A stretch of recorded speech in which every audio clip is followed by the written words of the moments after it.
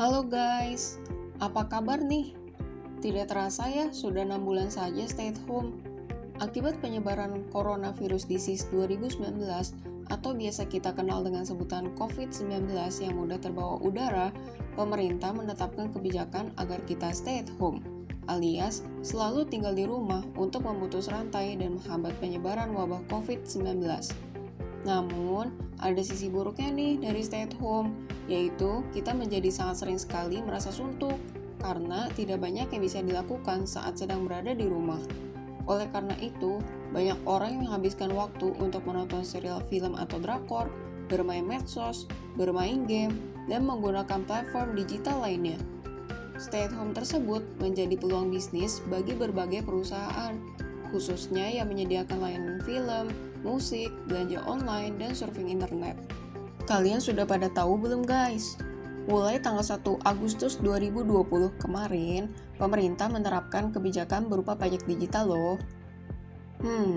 Pajak digital itu apa ya?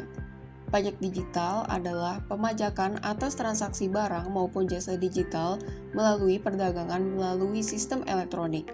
Bentuk dari pajak digital itu berupa pajak pertambahan nilai, pajak penghasilan, atau pajak transaksi elektronik.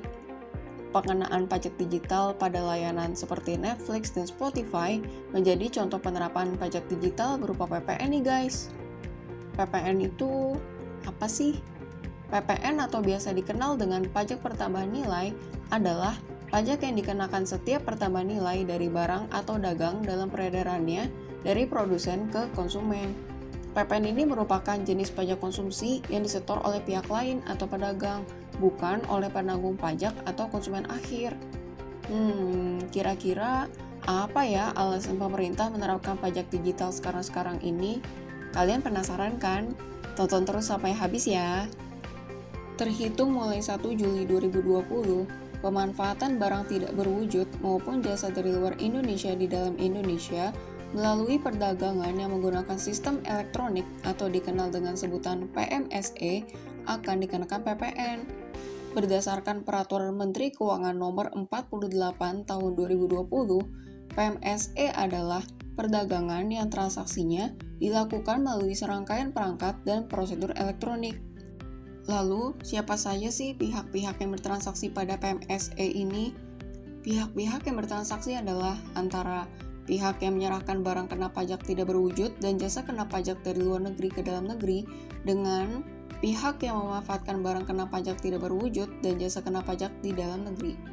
Pihak yang memungut PPN atas transaksi barang tidak berwujud maupun jasa luar negeri tersebut adalah pelaku usaha PMSE yang ditunjuk oleh Menteri Keuangan yang kemudian dilimpahkan kewenangannya kepada Direktur Jenderal Pajak atau biasa kita kenal dengan sebutan DJP. Pelaku usaha PMSE dapat berupa pedagang luar negeri, penyedia jasa luar negeri, penyelenggara PMSE luar negeri, dan atau penyelenggara PMSE dalam negeri.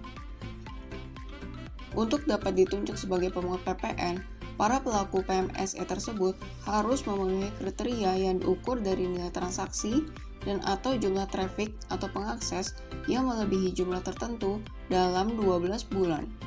Apabila memenuhi persyaratan, pelaku PMSE akan menerima surat keputusan penunjukan sebagai pemungut PPN yang diterbitkan oleh DJP dan akan menerima nomor identitas sebagai sarana administrasi perpajakan.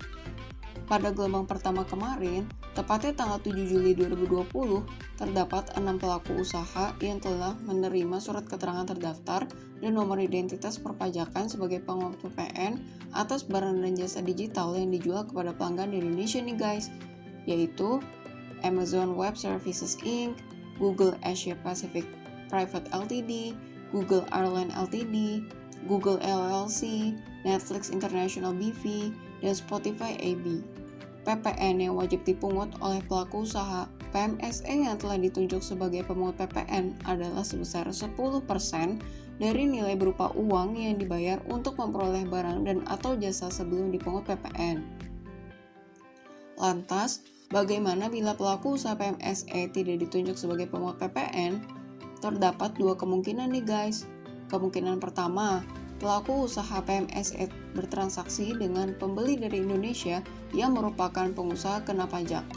Jika hal ini terjadi, maka perlakuannya seperti pasal 3 ayat 3A UU PPN, yaitu PPN harus dipungut oleh orang pribadi atau badan yang memanfaatkan barang atau jasa kena pajak tidak berwujud tersebut.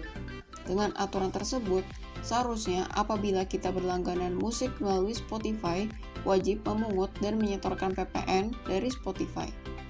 Kemungkinan kedua, pelaku usaha PMSE bertransaksi dengan pembeli dari Indonesia yang merupakan non-pengusaha kena pajak. Secara prinsip tetap berutang PPN, namun mekanisme pemungutannya tidak ada, jadinya tidak ada PPN yang disetor. Dengan aturan tersebut, seharusnya apabila kita berlangganan musik melalui Spotify, karena keduanya tidak ada yang memungut, maka tidak ada PPN yang disetor ke kas negara. Selanjutnya, kita akan membahas tentang objek transaksi yang dikenakan pajak digital berdasarkan PMK nomor 48 tahun 2020. Ada apa aja sih? Yang pertama yaitu barang digital, dan yang kedua yaitu jasa digital atau JKP. Adapun barang digital adalah setiap barang tidak berwujud yang berbentuk informasi elektronik atau digital, meliputi barang yang merupakan hasil konversi atau pengaliwujudan maupun barang yang secara originalnya berbentuk elektronik, termasuk tetapi tidak terbatas pada piranti lunak, multimedia, dan atau data elektronik. Sedangkan jasa digital adalah jasa yang dikirim melalui internet atau jaringan elektronik, bersifat otomatis atau hanya melibatkan sedikit campur tangan manusia dan tidak mungkin untuk memastikannya tanpa adanya teknologi informasi, termasuk tetapi tidak terbatas pada layanan jasa berbasis piranti lunak. Contoh barang atau jasa digital yang seringkali terdengar adalah layanan streaming musik seperti Spotify Premium, Apple Music, layanan streaming video atau film seperti YouTube, Netflix, jasa pembuatan website seperti Wix, dan banyak lagi lainnya. Kemudian, bagaimana tata cara pemungutannya?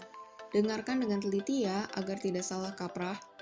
Semisal kita membeli paket Spotify Premium untuk sebulan dan mendapat pesan bahwa pulsa akan dikurangi sebesar Rp55.000 termasuk PPN. Maka, sebenarnya layanan tersebut dihargai sebesar Rp50.000 ditambah dengan PPN sebesar Rp5.000. Sebagai pelanggan, PPN dibayarkan bersamaan dengan pembelian barang atau jasa. Namun, bagaimana jika kita adalah sebagai pihak penjual? Seperti yang sudah dijelaskan sebelumnya, pelaku usaha PMSE harus ditunjuk sebagai pemungut PPN PMSE terlebih dahulu. Kemudian, pemungut PPN PMSE wajib menyetorkan PPN yang dipungut untuk setiap masa pajak, paling lama akhir bulan berikutnya setelah masa pajak berakhir. Penyetoran PPN yang dipungut dilakukan secara elektronik ke rekening kas negara sesuai dengan ketentuan mengenai penyetoran pajak secara elektronik.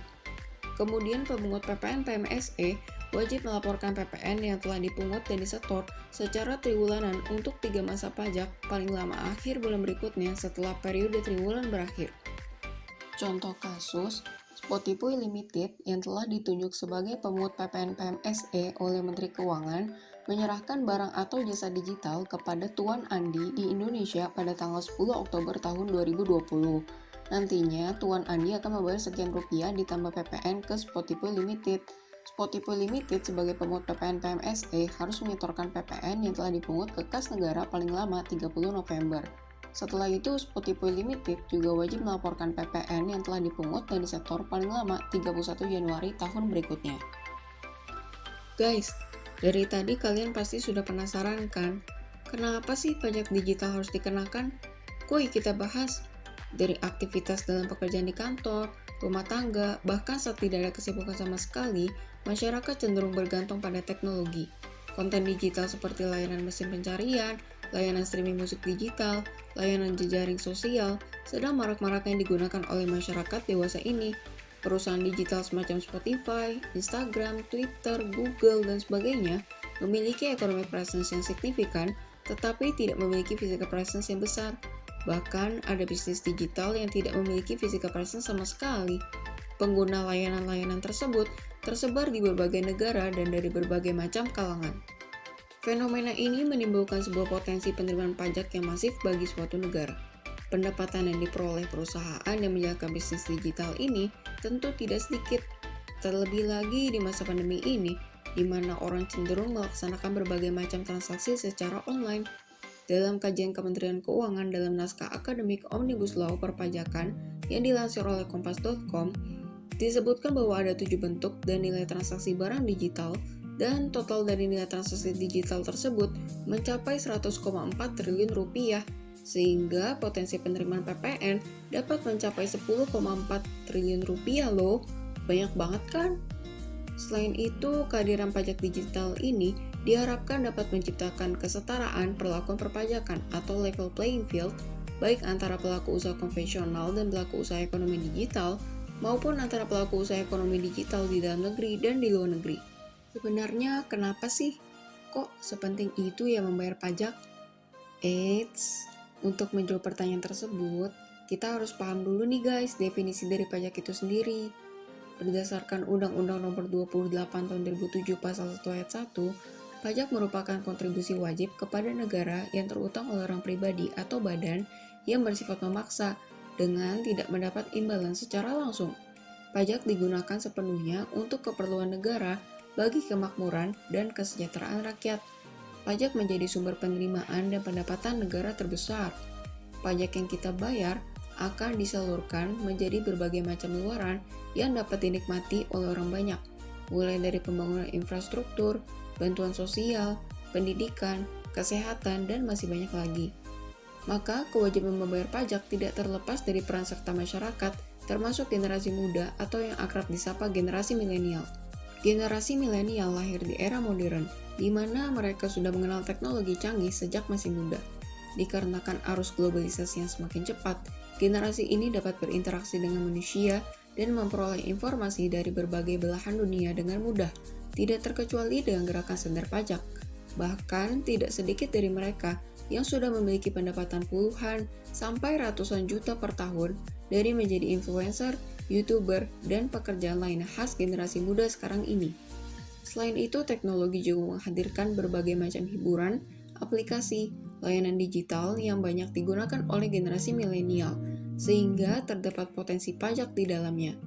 Maka dari itu, generasi mudalah yang akan menjadi tumpuan perpajakan Indonesia, sehingga penting sekali untuk menanamkan kepedulian akan pajak di dalam diri. Pola pikir negatif mengenai pajak harus disingkirkan, sehingga membayar pajak itu tidaklah lagi dianggap sebagai beban, melainkan kebanggaan karena sudah menjadi kontributor dalam pembangunan negara. Ayo menjadi pahlawan pejuang pembangunan dengan membayar pajak. Cause I can fly.